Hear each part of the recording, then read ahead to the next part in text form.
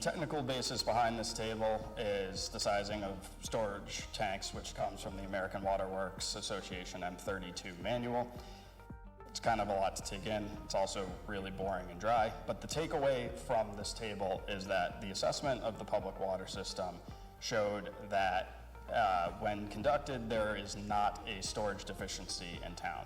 The capacity of the existing tanks was capable of meeting the criteria outlined in that technical process. There is a lot of development proposed in town that we have been made aware of.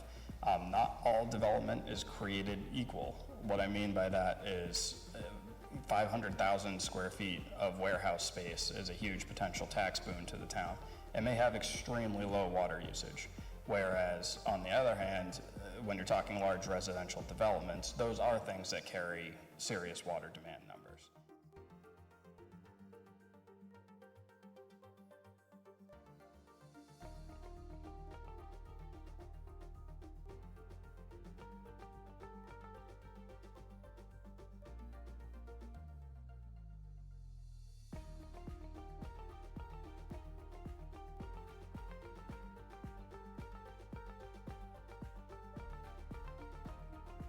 Want to assess the life cycle cost of any of these alternatives versus just, well, what is it going to cost me today? Option number 2 was, what if you demoed the Orchard Street tank and rehabbed the 156 tank, which also introduces that Main Street water main project as well. That was the lowest life cycle cost of the 3 options. But what that option also does is, by removing the Orchard tank, you are actually impacting the storage volume in your system.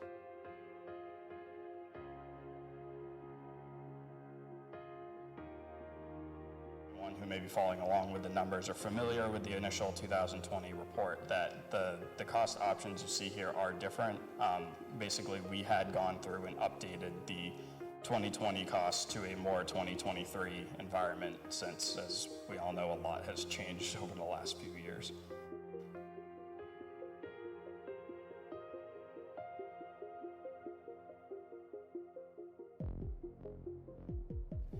The storage assessment proposed that tank to be 800,000 gallons. That would replace the effective volume of the Orchard Street and 156 towers, which is around 725,000 gallons, as well as add a little bit additional on top of that. I do want to start by thanking Mr. McLeod. He clearly has spent a lot of time with the issue and researching things. He may be the first person that's ever actually written anything that I've produced and actually read it all the way through. So I am kind of regretful that he can't be here tonight.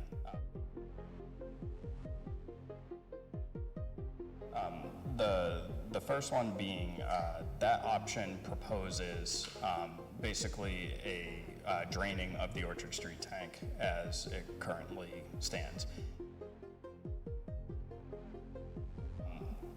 If that interpretation is correct, that there's an expectation that a second tank is needed in short succession, I do not believe that is accurate.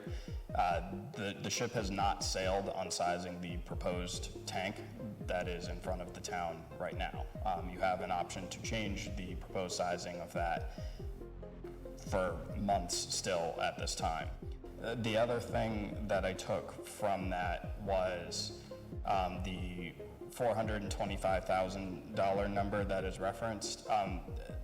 That did catch my attention. I had watched Mr. McLeod's video earlier today just to make sure I understood the contents completely. The $425,000 number that's being referenced is actually following application of the town's full ARPA allowance to the project as well.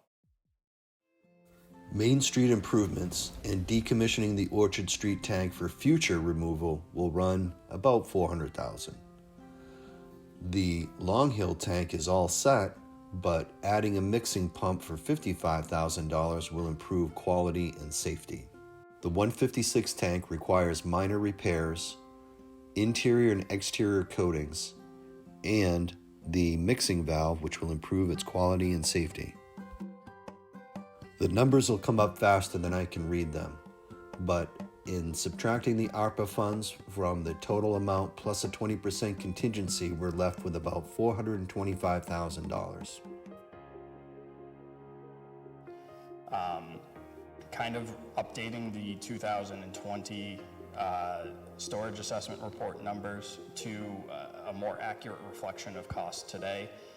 The price of a project that Mr. McLeod is proposing is probably in the neighborhood of about $1.9 to $2.1 million, depending on exact scale.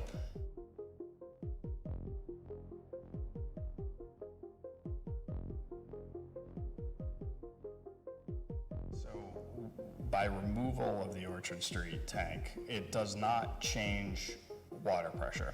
All of the tanks in the system operate at the same grade line, so there's no change to the observed operation of the system. What it does is it removes any storage surplus or storage buffer that exists in the system.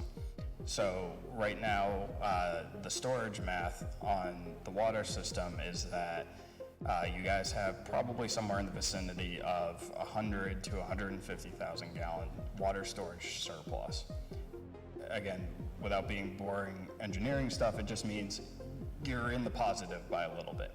If you remove the Orchard Street tower from service, you basically remove that storage buffer.